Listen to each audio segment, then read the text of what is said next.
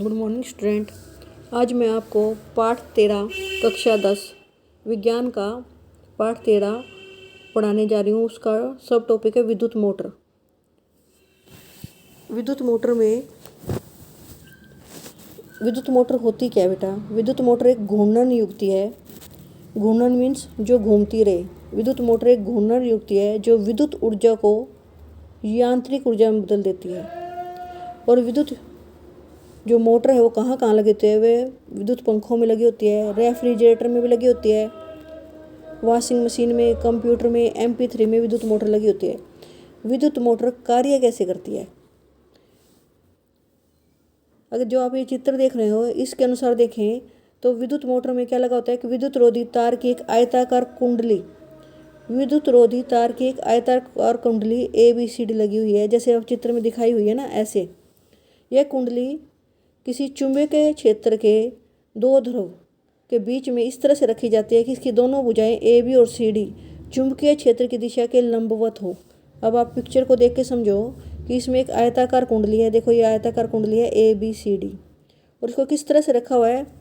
एक चुंबक के बीच में इस तरह से रखा हुआ है कि इसकी जो ये भुजाएं है ना AB और CD, ये लंबवत रहे किसके? चुंबकीय क्षेत्र की दिशा के। यहाँ अगर चुंबकीय क्षेत्र ऐसे हैं तो इसकी जो भुजा है वो ऐसे लंबवत।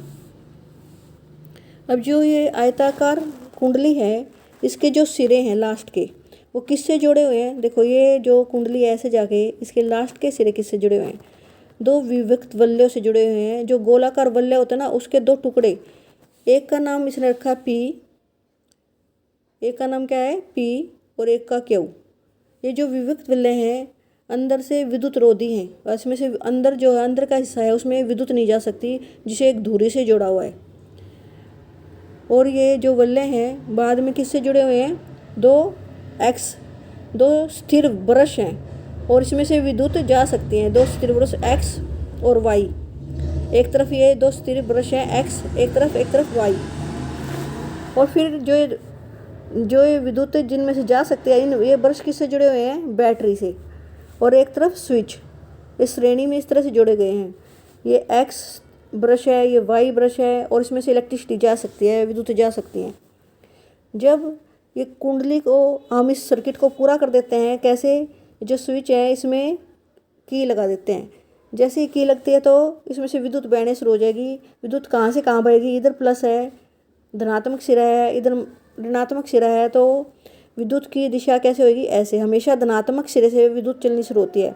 इस X ब्रश में से जाती हुई, जो X ये ब्रश है, इसमें से इस आयताकार कुंडली में प्रवेश कर जाती है। और उसकी डायरेक्शन कैसे रहती है? ऐसे।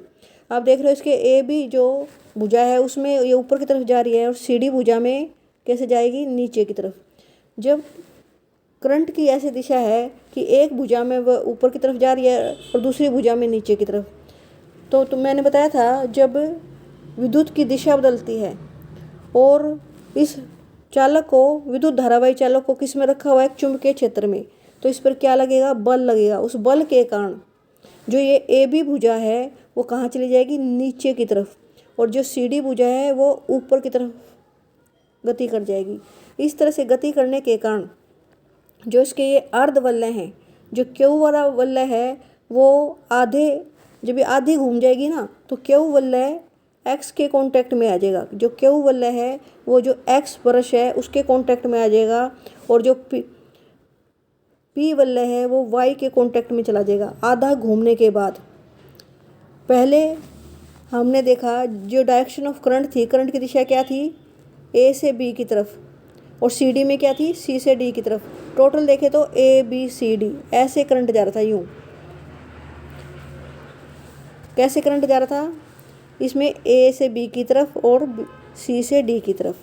जब ये आधा घूम जाता है तो जो Q वलय है वो X के कांटेक्ट में आ गया था आधा घूमने के बाद, और जो P अर्ध वलय है वो किसके कांटेक्ट में चला गया था? Y के कांटेक्ट में। इस तरह से जाने के कारण जो DC भुजा है, अब वो क्या करेगी? DC भुजा पर करंट कैसे हो जाएगा? D से C की तरफ। DC भुजा पर करंट हो जाएगा D से C की तरफ, और AB भुजा से B से A की तरफ।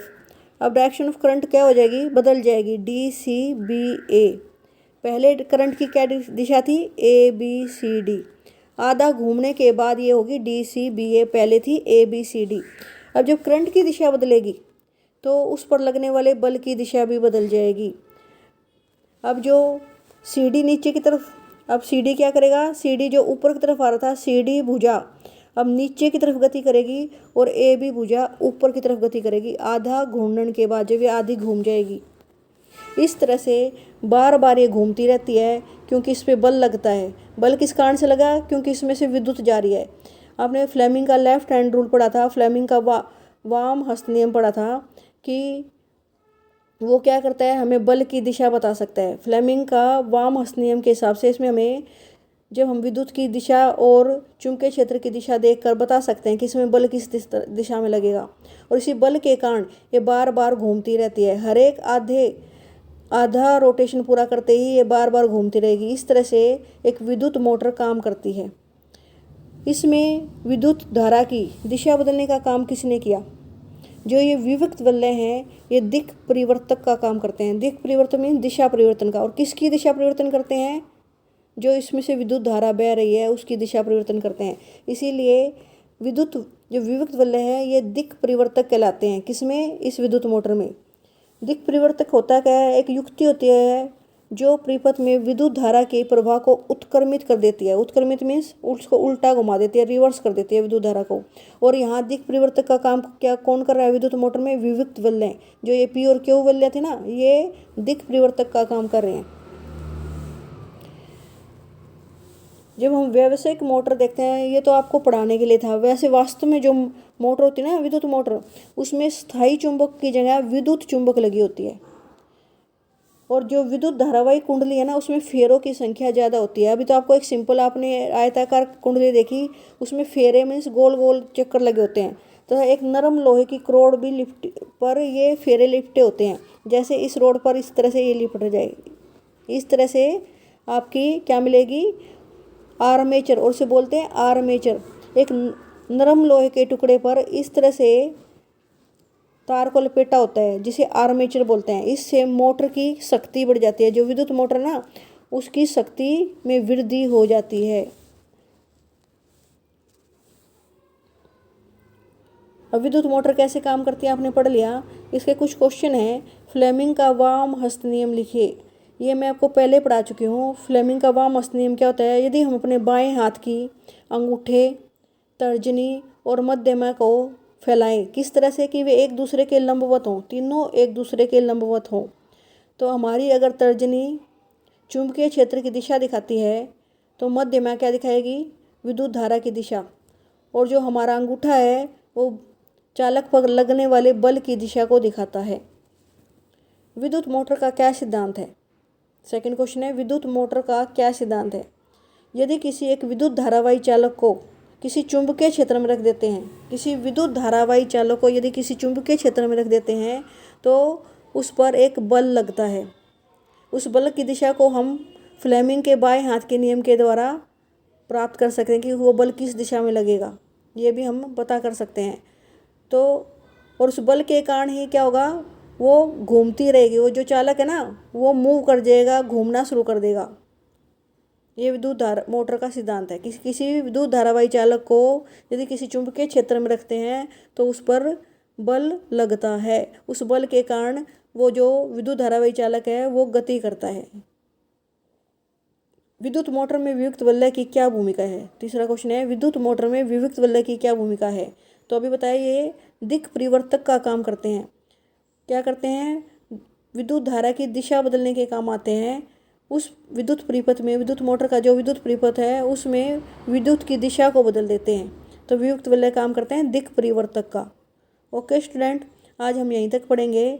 आपको ये विद्युत मोटर की वर्किंग किस तरह से कार्य करती है, किस तरह से ये बनी होती है, ये सारी की सारी आपने विद्युत मोटर की जो चित्र दिखा रखा है ये भी बनाना है। ये बनाकर और इसकी पूरी कार्यशैली की किस तरह से काम करता है उसे याद करना है। आज का आपका यही वर्क है। इसमें कुछ चीज़ें आपको याद रखनी है कि जो ये आयताकार कुंडली है, इसकी भुजाओं को इस तरह से रखा जाता है कि वो चुंबकीय क्षेत्र के लंबवत रहे। और चुंबकीय क्षेत्र जैसे हमने बताया था उत्तरी ध्रुव से दक्षिण ध्रुव की तरफ है, तो ये कैसे रखे जाएंगे, इस तरह से AB भुजा और CD भुजा, इस तरह से इनको सेट किया जाता है ताकि ज़्यादा से ज़्यादा बल इन पर लगे। जब ये लंबवत होते हैं तभी ज़्यादा से ज़्यादा बल इस पर लगेगा। ओके स्टूडेंट, आज आप इसको ढंग से अच्छी तरह से पढ़ कर याद कर लेना।